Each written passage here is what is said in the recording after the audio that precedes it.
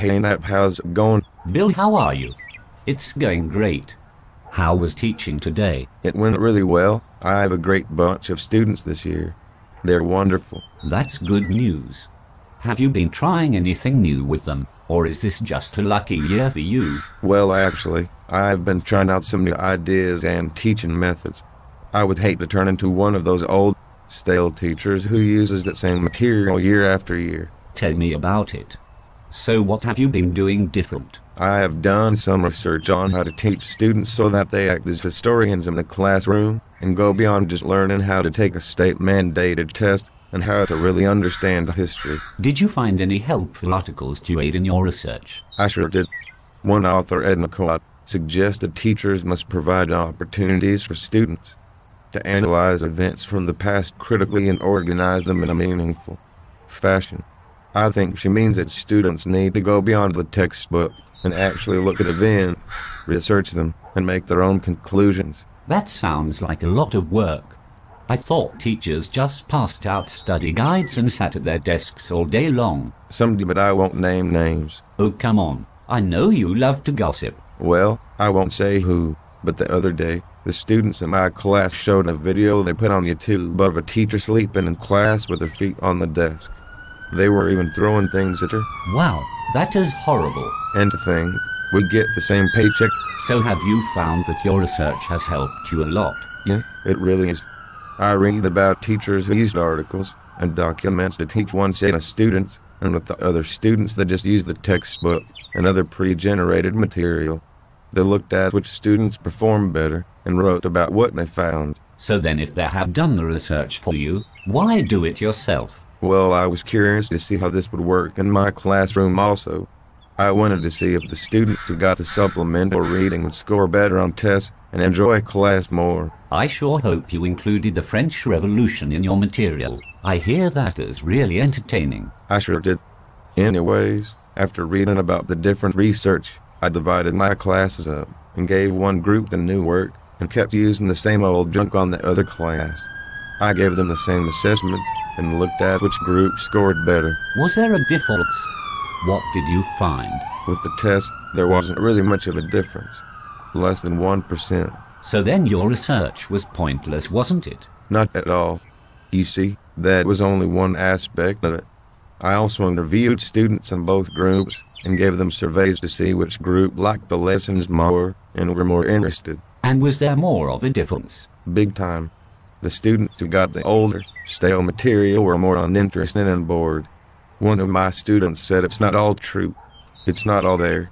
Lots of stuff is left out, and it's pretty boring.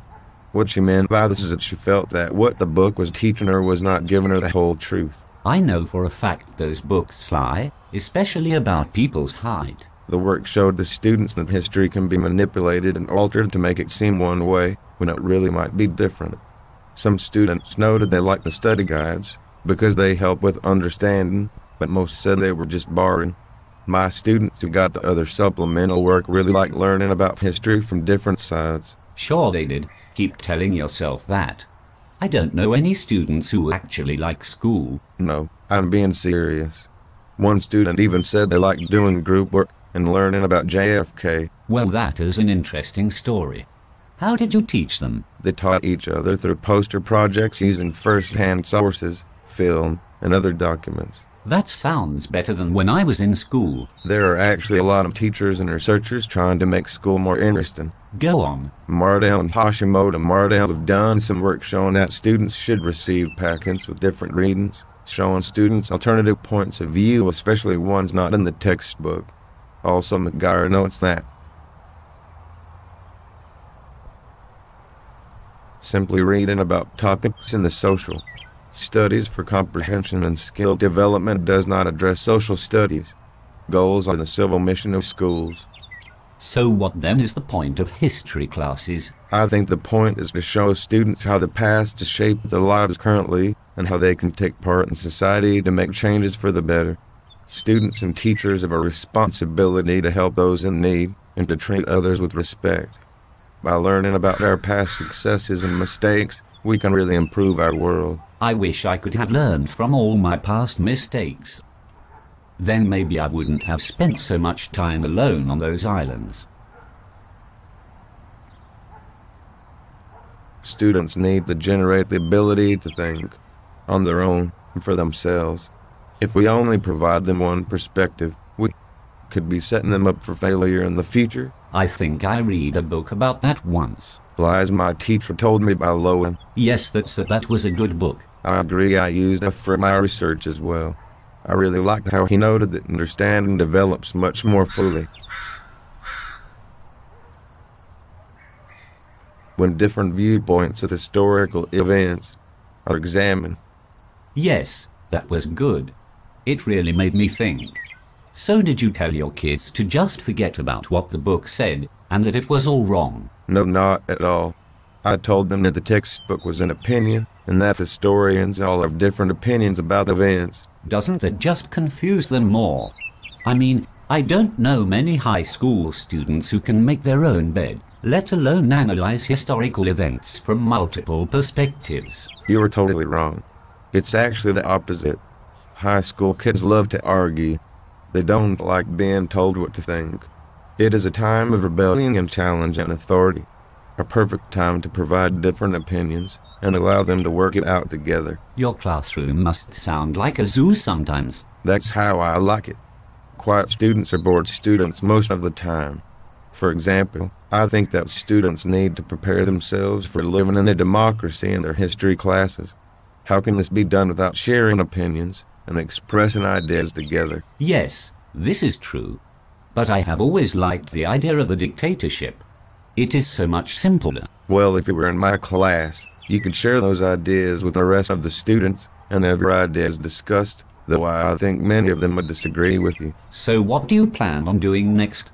Will you continue to do this work with your students in future classes? That is the great thing about teaching. Every year you have the opportunity to teach a new group of kids and improve on your lessons. So, you don't have it all worked out? Far from it. Oh? Just like my students, I am continually learning. I learn from them sometime more than they learn from me. I will take my lessons and find new articles, new ways of introducing lessons, and new ways of processing information to help the students understand and enjoy the material even more. Do you really think all your students will enjoy it? No, not all of them, but given the research I and others have done, I know that teaching this way will connect with more of them. But wait, doesn't none of this matter? Isn't all your district and principal care about test scores and data? He doesn't care if your students like school. He just wants high test scores, right? That is pretty accurate. Test scores are what districts and principals look at, but again, the research shows that students who receive this information get the same test scores as the kids with the worksheets and bar and textbook reading. So why not have some fun while teaching? It isn't hurting their test scores at all. And who knows, as I get better at teaching it, maybe their scores will even go up. Well, it's pretty neat. I'm glad you have found something you are really enjoying. I have to get going now. Keep up the good work. See you later. Goodbye. I really enjoyed our conversation. Have a great day.